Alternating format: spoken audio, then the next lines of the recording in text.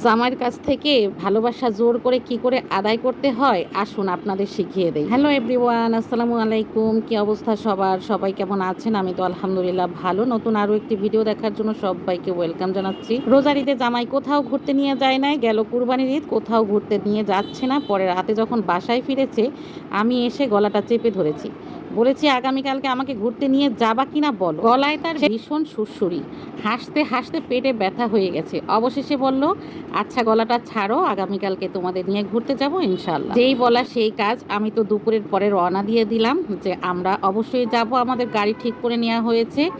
তো গাড়ি এসে পড়েছে, আমি ছানাপোনা রেডি করে আমিও রেডি হয়ে গেলাম।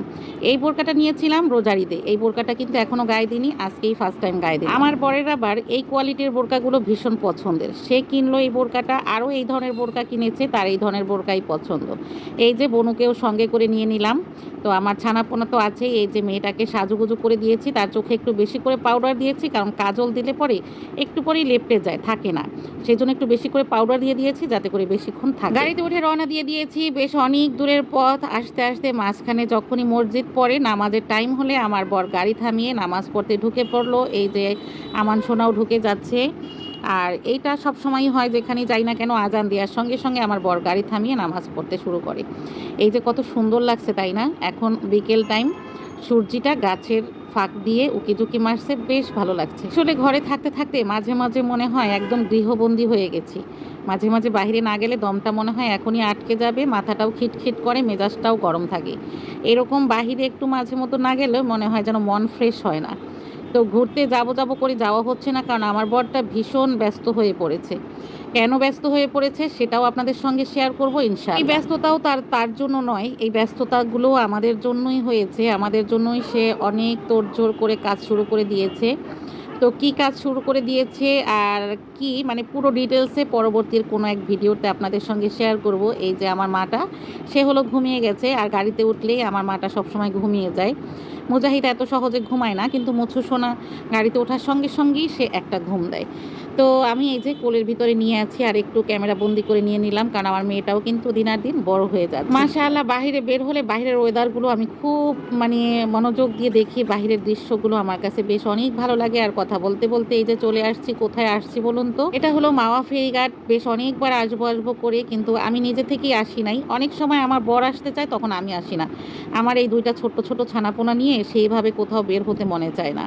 তো যাই হোক, এই যে কথা বলতে বলতে চলে আসছি। আর এসেই তো আমান সোনা বায়না ধরেছে, সে হলো ট্রলারে উঠে পদ্মা সেতুর নিচে যাবে, কিন্তু আমি বললাম যে কি দরকার আছে, অহেতুক 100 টাকা করে নিবে একটুখানি পথ। যাই হোক, এখানে একটা মেলাও বসেছে, তো সেই মেলাটায় ঘুরবো এখন। তো ঘোরার আগে ফুচকা দেখে আমার তো মুখে পানি চলে আসছে।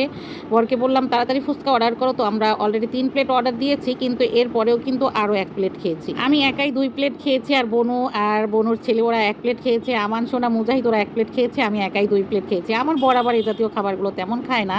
তো যাই হোক, এই যে আমি দাঁড়িয়ে খেতে খেতে পা ব্যথা করছিল বলে অবশেষে টকগুলো প্লেটের ভিতরে বেশি করে নিয়ে এসে খেয়েছি। এখানে এই যে এই ধরনের দোকানগুলো দেখলে বাচ্চাদের যেটা করণীয়, এরা এখানে ঢুকবে, তারপর কিছু খেলনা কিনবে। মাশাআল্লাহ, আকাশটার অবস্থা দেখেন, এত সুন্দর যে আমি ক্যামেরা বন্দি না করে পারলাম না, দেখেই চোখটা জুড়িয়ে যাচ্ছে। আসলে এই সিজনের আকাশের চমৎকার চমৎকার সন্ধ্যাবেলা দৃশ্য দেখা যায়, দেখতেই ভালো লাগে।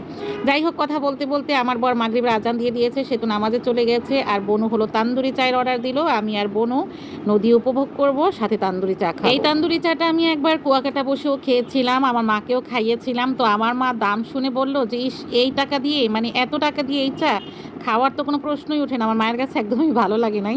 যাই হোক, বনু আর আমি নিয়ে নিলাম। আর বনু এই চাটা দেখে, উপরে দুধ দেখে বনু বলছিল ওটা কীভাবে খাবে, কারণ আমার বনুটা আবার কোনো রকমের গুঁড়া দুধ হোক, দুধটা চা দিয়ে খায়, কিন্তু এইভাবে ছিটানো খায় না, কারণ আমার বোন দুধ খায় না।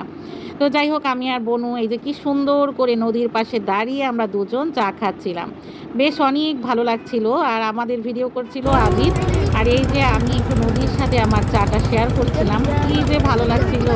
আসলে মাগরিবের টাইম বেশ অনেক ভালো লাগছিল। সাগর, নদী, এই ধরনের জায়গাগুলো আমার কাছে ভালো লাগে। আমি বেশ অনেকবার কক্সবাজার, কুয়াকাটা গিয়েছি, এখনও আমার তৃপ্তি মেটে নাই। আমার মনে হয় যে আমি প্রতি বছরও যদি যাই তবুও আমার ভালো লাগবে। এই ধরনের জায়গাগুলো আমার কাছে বেশ ভালো লাগে। এখান থেকে আমার মেয়ের জন্য একটা মালা নিয়ে নিলাম। আমার মেয়ে আবার মালা রাখে না, ছিঁড়ে ফেলে, এর আগেও কিনেছি, তো আবার একটা কিনে দিলাম, মেয়ে বেশ খুশি। তারপরে দেখলাম এই যে মাটির তৈজসপত্র নিয়ে তারাও বসে পড়েছে এখানে দোকানে দেখছিলাম। তো এই পাতিলটা আমার বেশ ভালো লাগছিল, কিন্তু এই পাতিলটা অনেক ছোট, এখানে হলো 1 কেজি মাংস ধরবে না, সেই জন্য আমি পাতিলটা নেইনি। আমি একটু বড় সাইজ খুঁজছিলাম কিন্তু পাইনি। এই ধরনের পাতিল না, আমি জাস্ট এই যে 2 সাইডে ধরনি এই পাতিলটা নিতে চাইছিলাম, একটু বড় সাইজ হলে আমি নিয়ে নিতাম। পরে আর নিইনি। কিন্তু এইখানে না এই জাতীয় জিনিসগুলোর দাম অনেক কম ছিল। আমাদের এই নবীনগর কুটির শিল্প, তারপর আমাদের এই সাভারের তুলনায় ওইখানে দাম অনেক কম ছিল। কিন্তু আমার তো এত কিছুর আর দরকার নাই, বেশ অনেক কিছুই আমার আছে, যা আছে তা দিয়েই আমার চলে যায়। তো আমি এখান থেকে একটা জগ নিয়ে নেবো, আর পাতিলগুলো দেখছিলাম কিন্তু আমার পছন্দ হচ্ছিল না, যে এটা পছন্দ হয়েছে ওইটা তো সাইজে ছোট। তারপরে একটা জগ নিয়ে নিলাম, এই যে জগ দেখে নিচ্ছিলাম। তারপরে ভালো জগ না, এই জগগুলো হলো কাঁচা মাটি, মানে ভালো করে পোড়ানো হয়নি, তবুও এখান থেকে একটা নিয়ে নিয়েছিলাম কারণ দাম অনেক কম ছিল। তো দ্বিতীয় পার্ট পরবর্তী ভিডিওতে শেয়ার করবো। আজকের মতো আল্লাহ হাফেজ।